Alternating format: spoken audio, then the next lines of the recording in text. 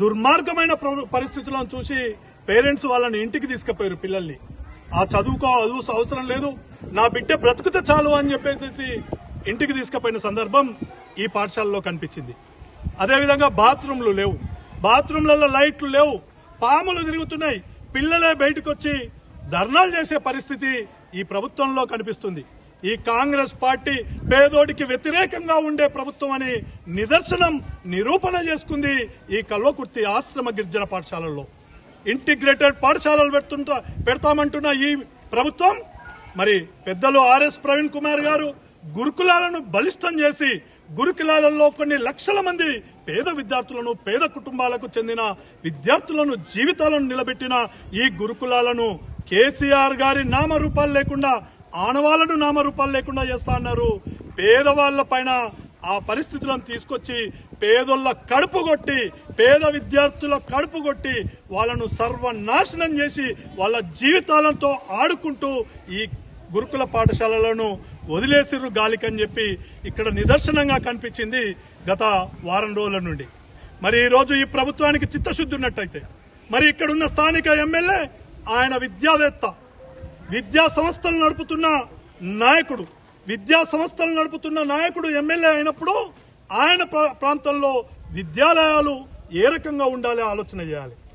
ఆయన ఒక్కసారైనా ఈ కల్వకుర్తి నియోజకవర్గంలో ఉన్న హాస్టల్స్, ప్రభుత్వ పాఠశాలలు, గురుకులాలు అన్నిట్లలో వసతులను చూడాలి.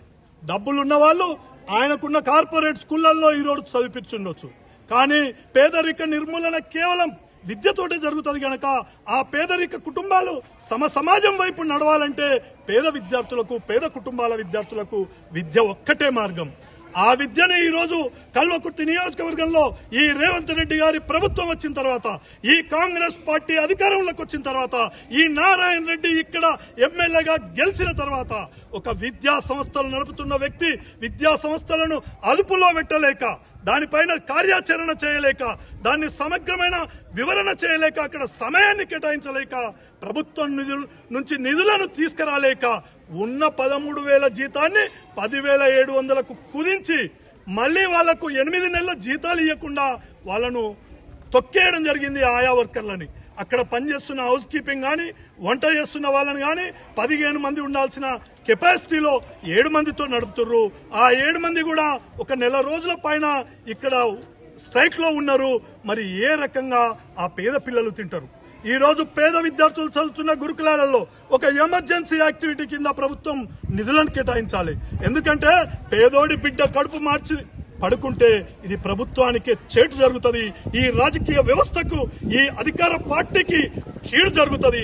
వాళ్లకు పొట్టగొట్టినట్టయితే పాపం తగులుతుంది గనక వాళ్లకు ఎమర్జెన్సీ యాక్టివిటీలో అత్యవసర నిధులను కేటాయిస్తూ గురుకులాలలో పనిచేస్తున్న ఆయాలకు గాని, హౌస్ కీపింగ్ స్టాఫ్ గాని, ఆ గురుకులాలలో వంట కింద ఉన్న మాస్టర్స్ గాని, గురుకులాలలో పేద కుటుంబాల నుంచి వచ్చిన పిల్లలకు విద్యా బుద్ధులను చెప్తున్న కాంట్రాక్ట్ బేస్ లో ఉన్న లెక్చరర్స్ గాని నెల జీతం ఇవ్వాల్సిన బాధ్యత, ఏ సంక్షేమ కార్యక్రమాలు పెండింగ్ ఉన్నా, ఎలాంటి మీకున్న అవభావాలు పెండింగ్ లో ఉన్నా, మీ ప్రచారాలు పెండింగ్ లో ఉన్నా, మీకున్న కార్లు, హంగామాలు, అధికార గణాన్ని మీరు మీ సౌలభ్యతకు, మీ హంగామా కొరకు, మీ యొక్క ప్రాధాన్యత పెంచుకునేందుకు ఆర్థిక వనరులను సమకూర్చే డబ్బులనైనా సరే కుదించుకొని ఈ గురుకుల పాఠశాలల్లో ఉన్న పేద పిల్లలకు అంకితమయ్యే విధంగా డబ్బులను కేటాయించాల్సిన బాధ్యత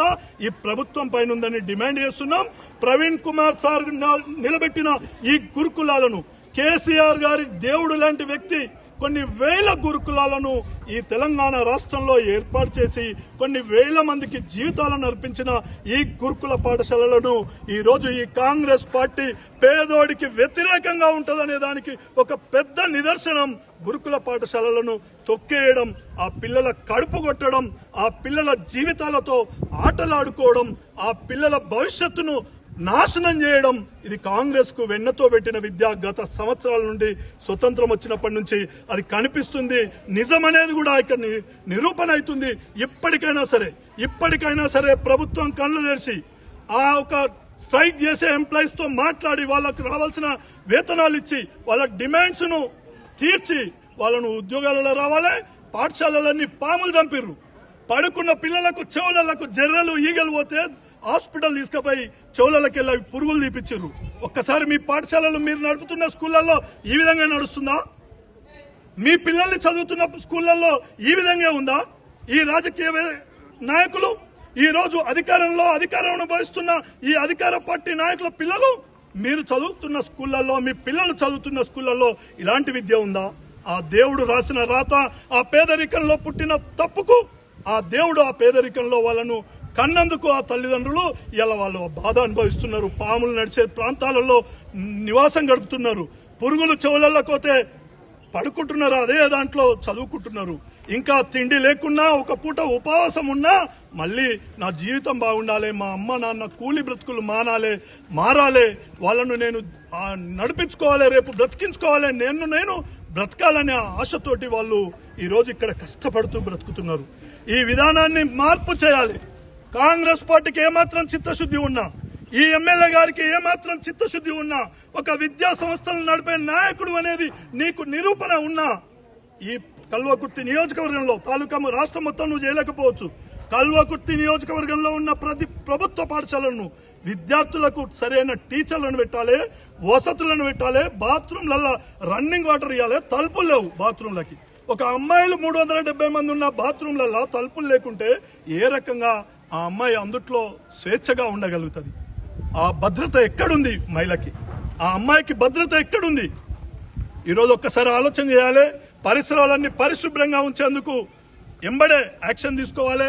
కేవలం మమ్మల్ని మేము ఇక్కడ చిత్రీకరించుకోవడానికి రాలే.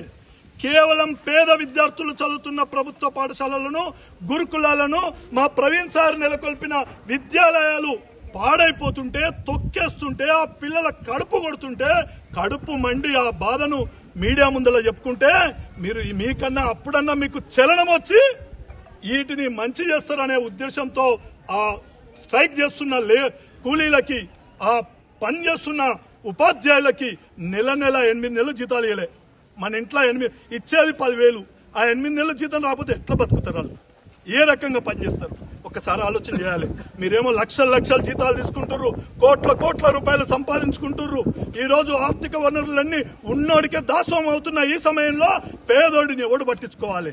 ఒక్కసారి ఆలోచన చేయాలి. అందుకని ప్రభుత్వాన్ని ఈ సందర్భంగా డిమాండ్ చేస్తున్నాం. ఈ గురుకుల పాఠశాలలు, ప్రభుత్వ పాఠశాలలు, ప్రభుత్వ హాస్టల్స్లలో వసతులను కల్పించాలి. అక్కడ రిపేర్లను చేయాలి. అక్కడ పనిచేస్తున్న వర్కర్స్ కి ప్రతి నెల ఎమర్జెన్సీ యాక్టివిటీ కింద వాళ్ళకి నెల జీతాలు సక్రమమైన మార్గంలో ఇవ్వాలి. దినసరి వేతనం ప్రకారంగా కూడా వాళ్ళకి జీతాలు కేటాయిస్తలేరు. దినసరి వేతనం కూడా ఒక ప్రభుత్వ పాఠశాలలో ప్రభుత్వ వ్యవహారంలో పనిచేస్తున్న వాళ్ళకు 35,000 నుంచి 40,000 ఇవ్వాలనేది చట్టబద్ధత ఉంది. దాన్ని కూడా వాళ్ళు అడుగుతలేరు. 15,000 ఇచ్చినా సరే అంటున్నారు. రోజు కూలీలను పెట్టుకొని రోజు 5,000 ఇస్తారు. నెలకు 15,000 ఇస్తారు 30 రోజులకి. వాళ్ళకి మాత్రం 10,000 ఇస్తారు. ఆ 15,000 మాకే ఇస్తే నెల ఇస్తే మేము పనిచేస్తామంటున్నారు. దయచేసి ఈ ప్రభుత్వాన్ని డిమాండ్ చేస్తున్నాం. ప్రభుత్వ పాఠశాలల్లో పేద పిల్లల్ని కాపాడాల్సిన బాధ్యత ఈ ప్రభుత్వాన్ని ఉందని తెలియజేస్తున్నాం. గురుకుల పాఠశాలను, ప్రభుత్వ పాఠశాలను, ప్రభుత్వ హాస్టల్స్ ని ఈ రోజు విద్యా వ్యవస్థను పేదోడు బాగుపడాలంటే విద్యా వ్యవస్థ బాగుపడాలి గనక ఆ పేద విద్యార్థులతోటి మీరు ఆటలాడకుండా వాళ్ళకు న్యాయం చేయాలని కోరుతూ డిమాండ్ చేస్తున్నాం.